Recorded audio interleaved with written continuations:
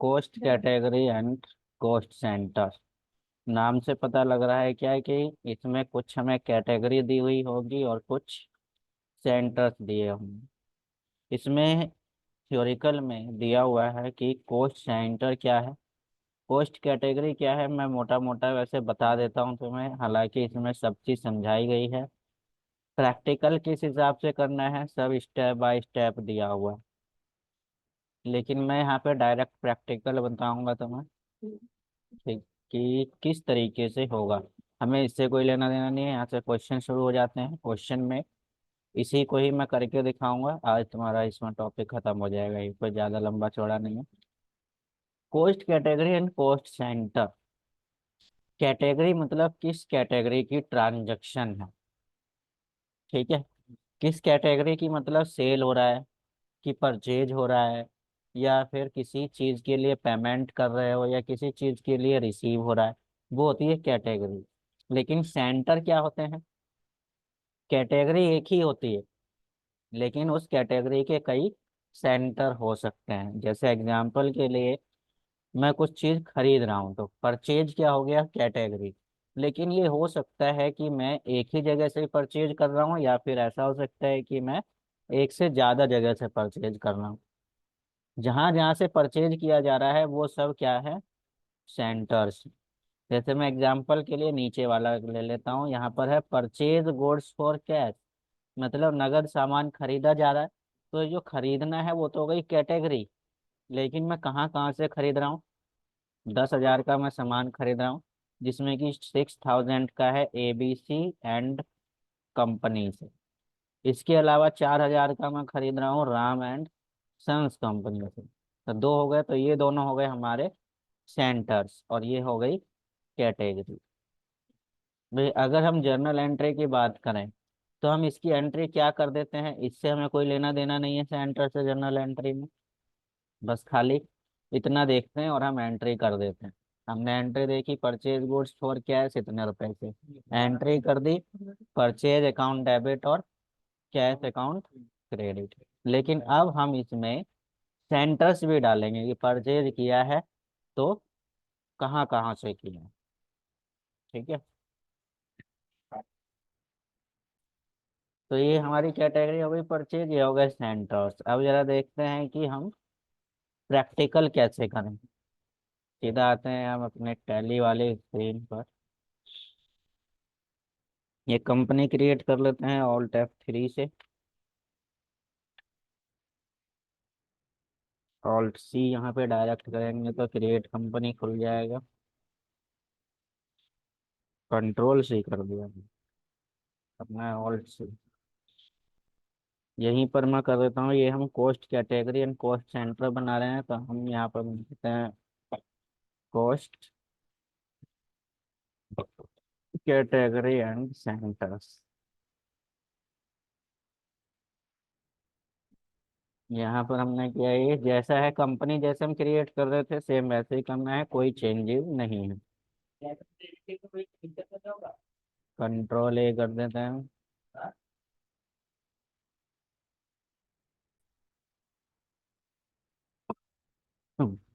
इसमें हमें कुछ फीचर्स एक्टिवेट करने होते हैं, अभी तक तो हमने कुछ नहीं किया था।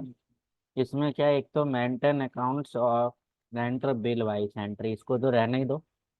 साथ में हमें इसको भी एक्टिवेट करना पड़ेगा, इनेबल कॉस्ट सेंटर्स। जब तक हम इसको एक्टिवेट नहीं करेंगे हमें सेंटर्स डालने के लिए ऑप्शंस देगा ही नहीं टैली। इसीलिए हमने इसको यस किया, बाकी को हमें वो दोनों भी यस रहेंगे। इन्वेंट्री वाले GST हम नो कर देते हैं, हमें ज़रूरत नहीं है, इसको भी ज़रूरत नहीं है, ना ही इसकी ज़रूरत है।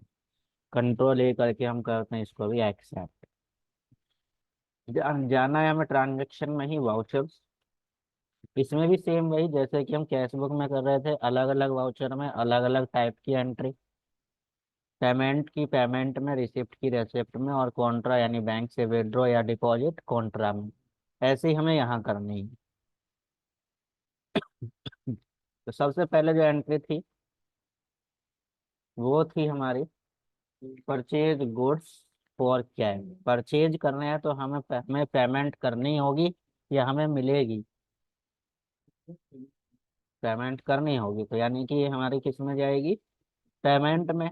तो पेमेंट में जाएगी तो परचेज डेबिट होना चाहिए, कैश क्रेडिट होना चाहिए, तो वही चीज हम यहाँ करेंगे। हम जाते हैं अपनी टैली में।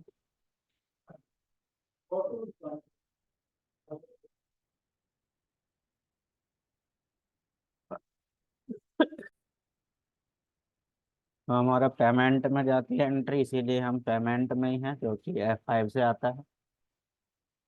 उसके बाद इसमें हम हमें परचेज डेबिट करना है, तो क्रिएट पे ही तो या तो एंटर कर दो या ऑल्ट सी करके हम परचेज का लेजर बना सकते हैं। परचेज अकाउंट डेबिट होता है, परचेज जो है परचेज के ग्रुप में जाता है, तो हमने परचेज अकाउंट डाल दिया, टाइप ऑफ लेजर यही रहेगा, enter and enter.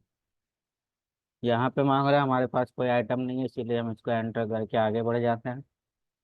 Purchase account debit कितने का परचेज कर रहे थे, 10,000 का, तो 10,000 यहाँ आ गया।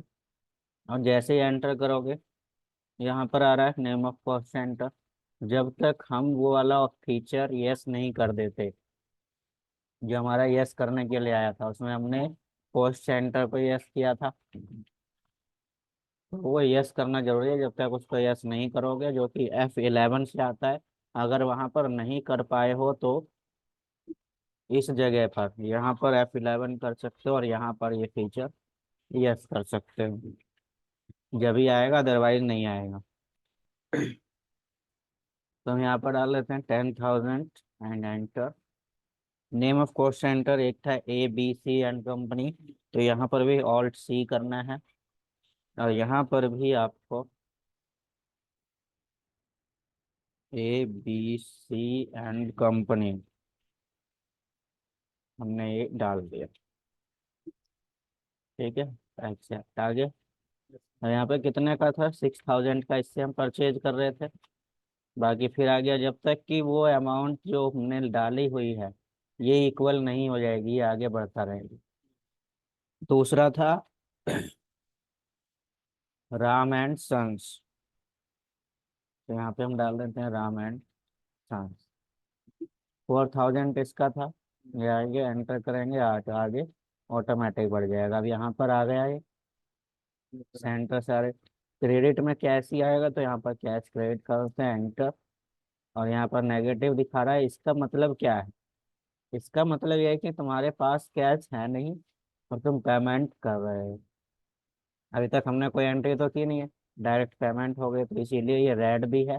रेड का मतलब वही नेगेटिव बैलेंस, यहाँ पर नेगेटिव शो भी कर रहा है। एंटर कर देंगे, नरेशन सीएम वही डालनी है, बिंक जो हम पहले डाल रहे थे, purchase goods for cash, except. जितनी भी है सब ऐसे ही करनी है। यहाँ पर हो सकता है कि तुम्हें सेंटर शो ना कर, तो उसके लिए क्या करना है, F12 करना। और यहाँ पर तुम्हें एक ऑप्शन मिलेगा, सेंटर से रिलेटेड ही है कुछ यहाँ पर, ऐसा नहीं है तो इसको भी यस करते हैं। एक ये भी है, दूसरा ऑप्शन चाहिए, इसको भी हम यस कर बैठा है। यहाँ पर शो करके कुछ ऑप्शन आएगा,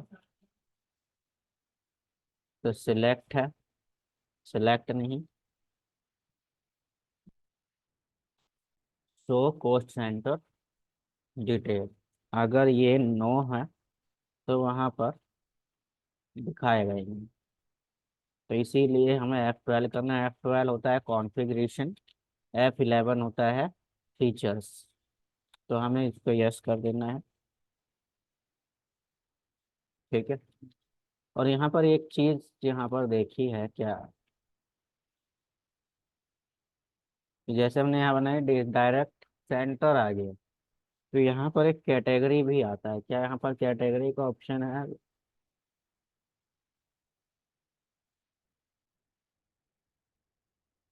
अभी नहीं आ रहा, कैटेगरी नहीं, कोई बात नहीं, नहीं है तो हम नहीं, क्या ऐसे ही हम दूसरा बना के देखते हैं, जरा दूसरे की क्या है, तो एक और देख लेते हैं।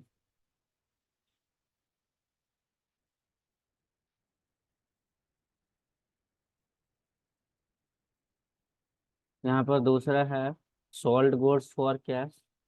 सेल किया है तो सेल किस में बननी चाहिए? नहीं, पेमेंट या रिसिप्ट?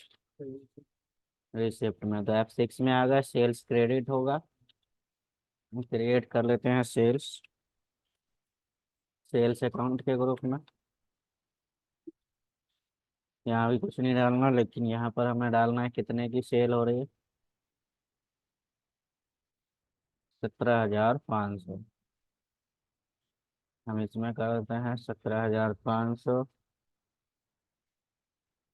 एंटर। अब यहाँ पे आ गया सेंटर सीधा। कैटेगरी नहीं आ रही है इसमें, तो डायरेक्ट सेंटर्स ही आ रहे हैं।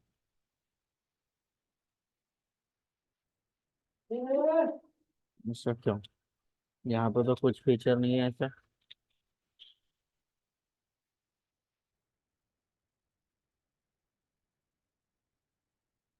यहाँ पर apply post centre for ledger, तो पोस्ट सेंटर ही है, सेंटर के लिए इग्नोर करना है।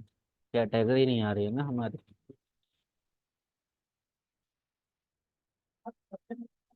जैसा है ऐसे रहना है। क्या क्या आ रहा था हमारा, किस किस से कितना परचेज किया है वो चीज यहाँ पर आनी चाहिए। परचेज नहीं, सेल। किस किस को सेल किया है?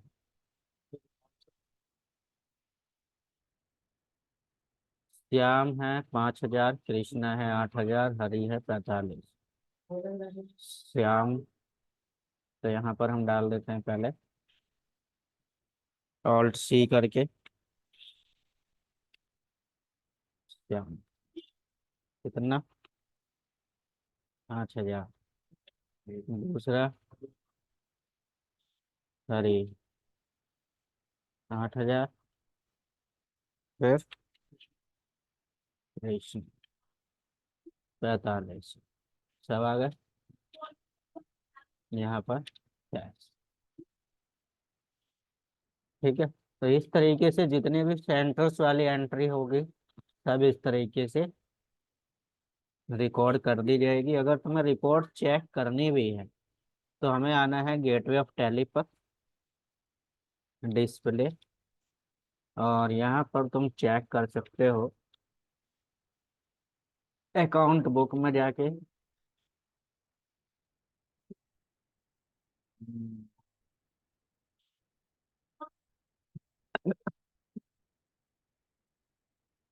पेमेंट रजिस्टर, कॉन्ट्री, सब अलग अलग आ रहे हैं।